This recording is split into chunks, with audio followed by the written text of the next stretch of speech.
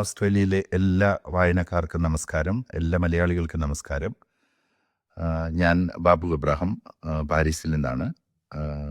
ഈ വരുന്ന നവംബർ മാസം 30 നടക്കുന്ന മലയാളി പത്രത്തിൻ്റെ വാർഷിക ആഘോഷങ്ങൾക്ക് എൻ്റെ എല്ലാവിധ ഭാവുകങ്ങളും നേരുന്നു. എല്ലാവിധ മംഗളങ്ങളും നല്ല വിജയമായി തീരട്ടെ.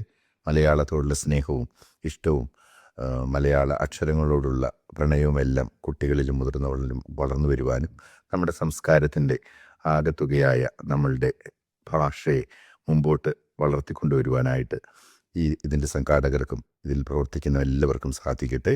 എല്ലാവിധ മംഗളങ്ങളും നേരുന്നു. ആശംസകൾ. Thank you.